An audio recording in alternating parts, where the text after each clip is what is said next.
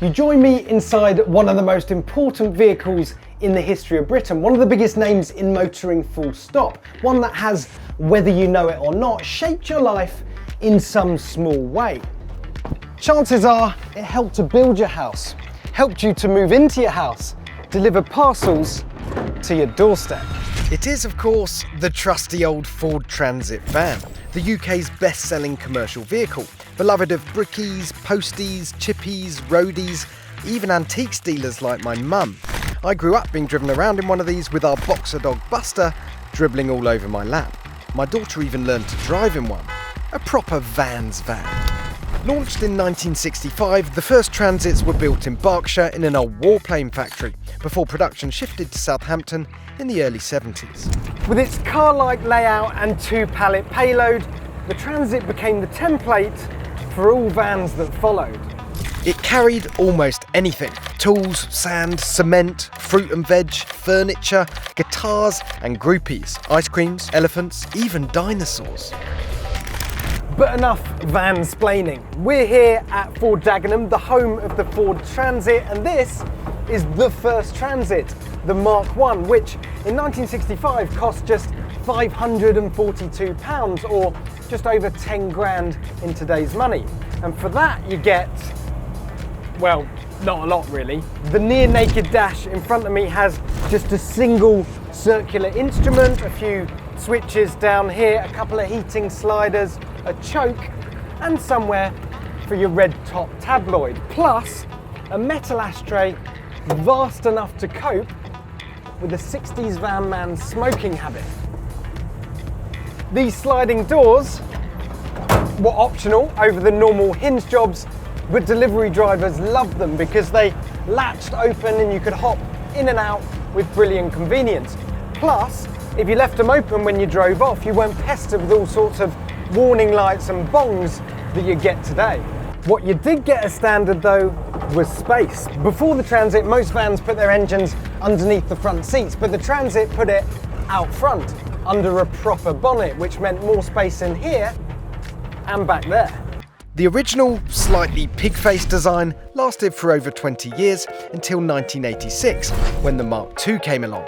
With its windscreen and bonnet merged into one seamless slope, it became one of the most recognisable vehicles of all time.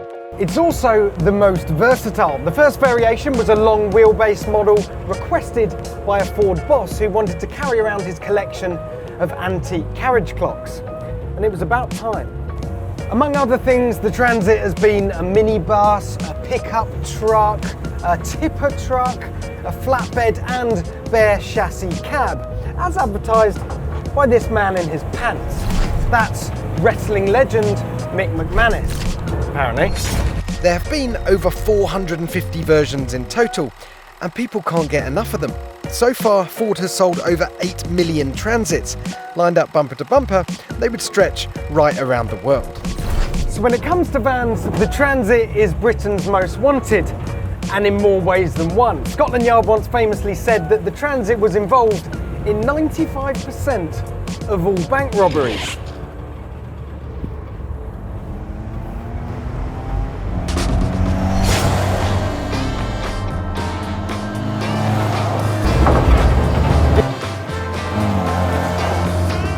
Yeah, not exactly the nimblest getaway car, is it? So, while it might have been able to carry 1.7 tonnes of loot, in the early days, it wasn't actually that fast. The steering needs endless twirling so you won't twitch yourself into a corner without really meaning it. You work your way up through this 4-speed manual gearbox on wide, very wide throttle openings, but with all the wind and rattling and commotion, it feels like you're driving along at an impressive lick, but the speedo says you're doing 35. It's fairly slow, even when it's empty. It must be glacial with a full load.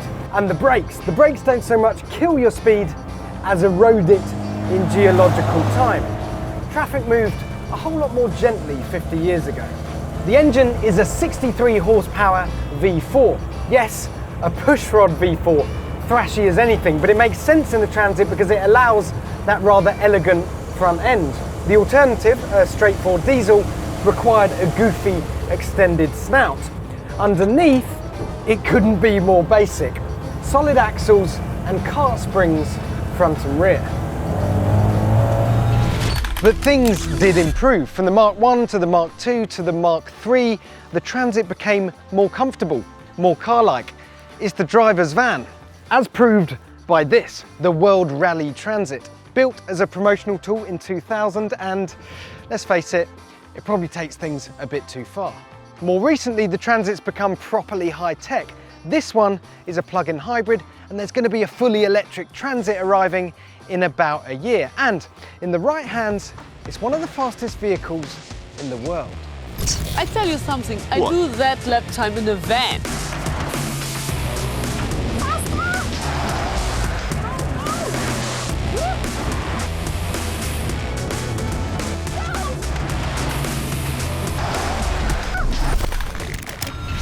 But if you haven't got the skills of the late great Sabine Schmitz, who famously put a standard Transit around the Nürburgring in about 10 minutes, you're probably going to need some help. You're going to need one of these. The Transit Supervan. Bottom half of a Le Mans car, top half of a delivery van. It's the ultimate tranny. This innocent-looking Transit, heralded by the name Supervan, and its creation has resulted in one of the most fantastic vehicles ever imagined. Originally fitted with a wild 3.5 litre V6 making 650 horsepower, it was later downsized to 300 horsepower. Much more sensible. Ford actually has a long history of Supervans that goes way back to the early 70s and Supervan 1, which was based around the original GT40. Then, in 1985, they made Supervan 2.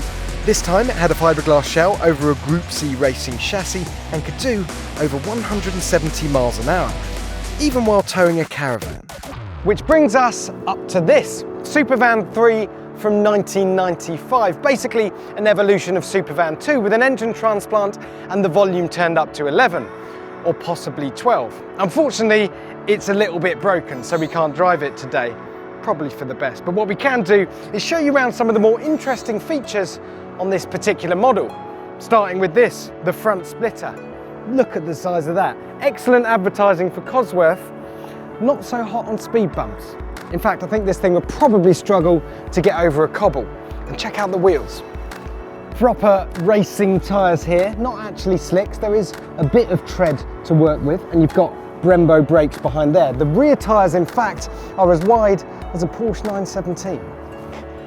And just look how low this thing is. Now, I am not a tall man, but this is definitely the first time in my life I've ever been able to look over the top of a Ford Transit.